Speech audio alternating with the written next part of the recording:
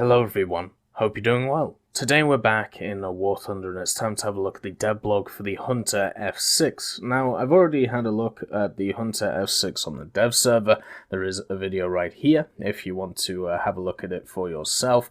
But I thought I'd go through the devblog and generally give my opinions on the aircraft and also look at some of the information about it that Gaijin have to offer. So the first thing to understand is the Hunter F.6 is kind of seen as the pinnacle model of the Hunter. It was the one which was put into service for the longest. It was the one which had the new wing design, which gave it much better maneuverability at transonic speeds, and it was also one which improved on a lot of the issues that the earlier Hunter variants had, meaning that this one was seen as the best, or at least the best out of the ones which were mass-produced.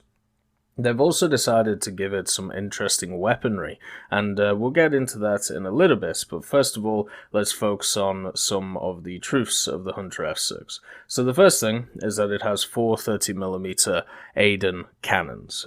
This is an incredibly good armament for any jet. The 30mm, since they were introduced in the game, have been incredibly good at killing other aircraft. Also, having 4 of them and having 600 rounds of ammunition easily gives you enough to be able to deal with anything that is coming at you. Another thing to also talk about with the ADENs is they actually have really good penetration on some of their belts, so therefore you can actually clean up a lot of targets on places like Korea. You can destroy whole tank columns with the Hunter F.6, so it isn't just limited to a fighter role, which obviously you'll be using it most in, but it also has this tank killing capability, not just with the bombs that it gets, but also with the guns that it has on the front. Also, on top of this as well, understand that on the dev server it was a battle rating 9.7. It was also put after the Hunter that we have in game right now, and because it's at 9.7, it's going to find itself constantly in 10-0 games. And one of the key things about the Hunter F.6, which is a reason why a lot of people were maybe surprised to see it, or were hoping for something like the English Electric Lightning, is the fact that the F.6 is a transonic aircraft, or a subsonic. It isn't a supersonic aircraft, such as the T2 and the F-100 are. It is one of these machines which does not reach Mach 1. And I've talked about this a lot in the past. One of the biggest issues with the British is that they have just a big hole between like 0.8, 0.9 Mach and like 2.2 or 2.3 Mach. Where you have a ton of vehicles which are, subsonic. You have stuff like the Hunter, the Gnat, the Harrier even is not even a supersonic aircraft. And then you have a massive jump to stuff like the Lightning, or the English Electric Lightning, at 2.2, 2.3. So when we look at vehicles like the T2, or the F-100, or the MiG-19s that we have in game, the British don't really have an equivalent when it comes to speed. There are a few prototypes out there. I personally found 3 prototypes while just looking a few months ago for the British, but I don't think any of them had any guns on them, and they were just kind of test platforms for ideas, which were then morphed into other aircraft. And the reason really why there was no Mach 1 to 2 aircraft was, well, was there any need at the time? And also from the idea of being able to develop stuff. Think about it like this, right? So as the British were developing stuff like the Hunter, developing stuff such as the Gnats that we talked about, they were also developing stuff like the Lightning. So if you are already developing a machine like the Lightning, what is the need of also developing a machine which can only go Mach 1 when you already have something which can go faster, and you know that you can go faster, so therefore why in the hell would you even bother? Why would you not just blast through it? Which is something that we see with the Americans. When you look at the last, let's say, American Sabre, not the export models, and you compare it to the F-100, there is a large gap there. Just like for the British, exactly the same. And same with the Soviets. If you look at their supersonic aircraft compared to, you know, their subsonic ones, there's a little bit of, it's a little bit closer for places like America and the Soviets, but there's still a gap there. And the British, the gap is just massively extended. So even though, you know, this thing is, not supersonic, there isn't really a plane you can give the British which is supersonic, which wouldn't instantly be faster than everything else in the game by quite a margin. This is why asking for the Lightning doesn't really make sense, at least from my point of view. And also, just like the Javelin, the Hunter F.6 gives Gaijin some opportunities to test some interesting ideas. So, whenever people were talking about the Javelin and asking why is it in the game, you know, why have we decided that the Javelin, of all things, is the one which is going to get added to the British tech tree when supersonics are coming out? The fact it's not supersonic, it's got odd guns, it's a very odd aircraft compared to the rest, but can we come up with ideas why it was added in favor of other machines? Here's one. It's got radar. The fact that it had radar when a lot of other machines of the British caliber at that time did not. It also has a night radar, which means that it's a little bit more powerful than what you may be useful. It also has access to air-to-air missiles, which was one of the largest parts of that update, and it is a delta wing. So there are 3 ideas you could see which were new and interesting for that plane and why it was added, the Flying Dorito. And hopefully from their experiences with the Delta Wing, with that machine, the Javelin, we can see some ideas expanded upon it into other Delta Wings. And the F6 is kind of similar in that way. Even though it's not a machine that is going to break any world records when it comes to speed, its maneuverability is very much increased compared to the Hunters that come before it, and it gets access to SRAMs. Now, SRAMs, if you don't know what they are missiles which are designed for short-range deployment. So, in effect, you know how in-game we have the fire streaks, we have the sidewinders, we have the Soviet equivalent. All of these are longer-reaching, and all of these actually fly for quite a long period of time. The difference is with the SRAMs, they are only designed to go maybe about 2 kilometers in the air, but they are completely designed from a prototype level. Remember, these are technically experimental.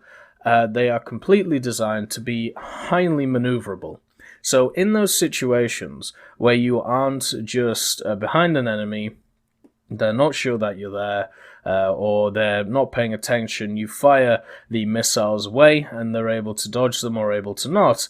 These were designed for those situations where the enemy does notice you and you are in a dogfight. So in those areas where you aren't able just to sit there and get a lock on and then fire and hopefully hit, these were, I'm in the middle of the action, I'm getting attacked, let's fire these, let's have high maneuverability on them, let's have not as much speed, but know that if the enemy is near me, it will hit the target. That is the difference between these ones and the others that we have in the game.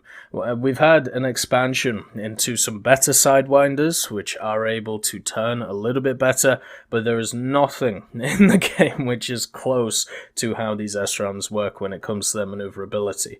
And that, I think, gives the Hunter an opportunity to be viable when it comes to War Thunder, because whenever you come up against a plane which is faster than you, which accelerates harder than you, aka the T2 or something like a MiG-19, you're always going to struggle because you will not be able to out-energy fight it, you will not be able to control the situation that you are in unless the pilot is bad. And I always come from a point of view that I know that the pilot I'm against knows what they're doing.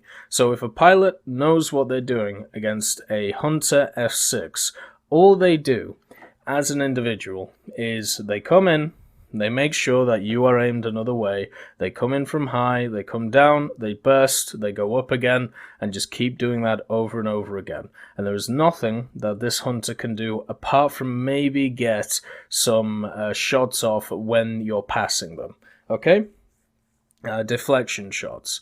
Now, the Hunter F.6 with the SRAMs gives you a different opportunity. When the enemy passes you, you are able to pitch up, or you are able to look at the enemy, and instead of just flail your guns at them, you can get a quick lock and a quick fire with the SRAMs, which are incredibly maneuverable, so when the enemy is going away from you, you'll be able to hit them. So for me, I see these things as incredibly defensive weaponry, but it's going to have to be used on a plane that is going to be incredibly defensive because of the lack of speed that it sits at. There is no way that the majority of your matches in this are not at 10.0, and therefore we have to see it from a 10.0 standpoint, and you are just lacking in the you are lacking completely in the ability to be able to outspeed your enemies.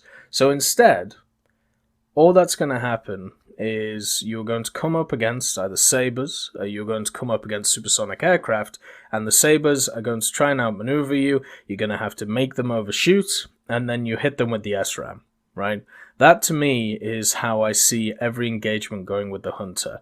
A completely defensive engagement where you have to play the fiddle, you have to outmaneuver your enemy, they have to be going too fast, they go past you, you hit them with the SRAM.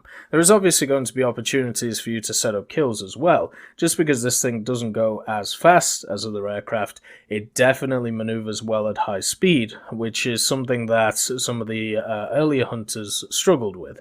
But this machine, they sorted out the problems, especially with the tail, so getting guns on target in this will be a lot easier than some of its predecessors. Another thing as well is it doesn't have an afterburner, but to be honest, I don't think that'll make too much of a difference. I think actually this will probably be dropped to 9.3 if I was going to hedge my bets, but that's just another thing. They also talk about in this Devblog that it has access to hardpoints which could carry bombs and rockets, but then when the modifications were here on the dev server, you can see that it only had access to bombs and missiles. So I'm just wondering, what will be the will it get rockets, or will it just stick with these bombs? Because it can carry 2 500s, or I believe 2 1000s, and then the SRAMs. And you can see there is the stats for the SRAM: mass 70 kilos, maximum max 60 kilos. Oh, come on. It was mass oh, come on, why do I have to do this to myself? Why am I putting bombs on? But yeah, you can see that there are 2 1000s in the picture right there, and so you can carry either 2 1000s or 2 500s, which should be kind of nice. Come on. God damn it.